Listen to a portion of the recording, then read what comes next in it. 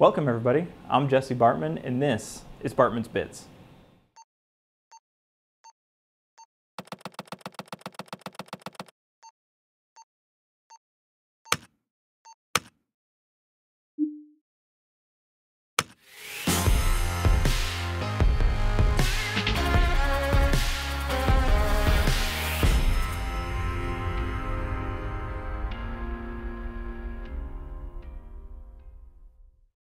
With the release of the GoPro Hero 9, consumers looking at getting into the action camera market have to make a serious decision.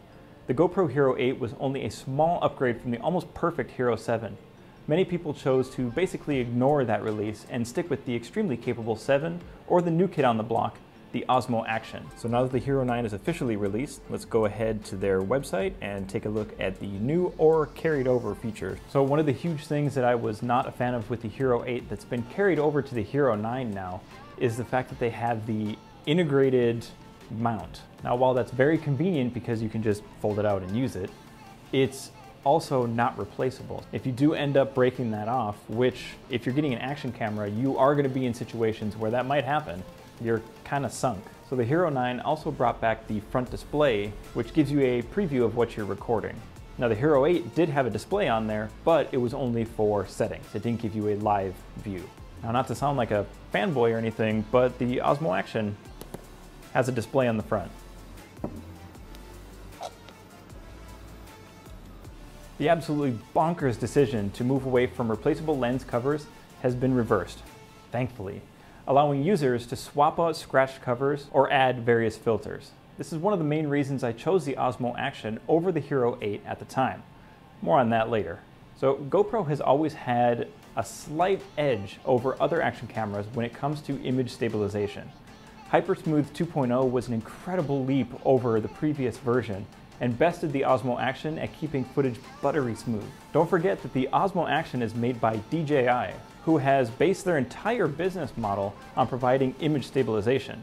Now, because Hypersmooth 2.0 was such a monumental leap forward, I expect that 3.0 is going to be a marginal increase rather than a revolutionary one. And this is going to be aided by the addition of extra pixels in the new 20 megapixel sensor, providing the software with more real estate to work with.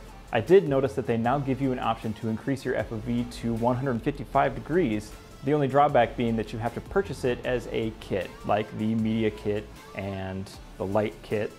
All these things are going to add to that final price. And if you opt to not get the subscription from GoPro, that's going to put your camera well over $500. So here's where I'm going to interject my personal opinion and the reason why I'm making this video. Wait. Just wait for people to get their hands on this and review it thoroughly. If you absolutely need an action camera for an upcoming trip, which there's not too many of those happening right now, or a project you need to document, you should be looking at a major price drop in the Hero 8, or you can do like I did and pick up the Osmo Action. Yes, shooting at 5K is going to allow for users to edit down their footage to 4K, as well as switch from the more typical fisheye look that captures everything to a medium field of view that is more of a 16:9 format. In my opinion, for the majority of users, the Osmo Action is still going to fit the bill, and with the kinds of deals that you can score now that it's been out for a while, it's an incredible value. On Adorama right now, for $270, you can get the Osmo Action, the charging station, which can charge 3 batteries and actually comes with 2, so you have 3 batteries in total. You get a 32 gigabyte memory card, and you get the Froggy accessory kit, which gets you pretty much all the accessories that you're ever going to need. Now, because of the fact that this is $100 cheaper than the Hero 9, and if you don't go for the subscription from GoPro, then it is almost $200 cheaper, plus all of the accessories and batteries that you get. I just cannot pass this up. And I think you would be doing yourself a huge favor sticking with this or the Hero 8 when it goes on discount, rather than jumping at the Hero 9. Now, there's no denying that the sensor in the Hero 9 is going to look better than the Osmo Action or even the Hero 7 and 8. The real question is it worth the additional $200 or so to upgrade now?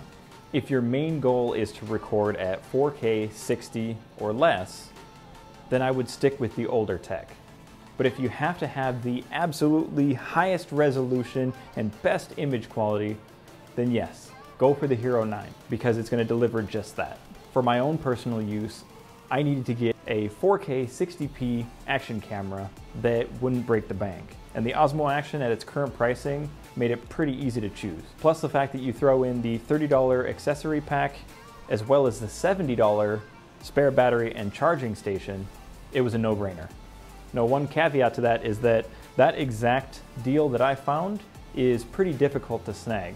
Now, every once in a while I go on there to check to see if it's still available, and there are various combinations of that setup, but I haven't found the charging station, the accessory pack, the memory card, and the camera for $270 since I bought it a couple months ago. If you have the ability to just hang on for a little bit, you can keep checking those sites and it will come back again.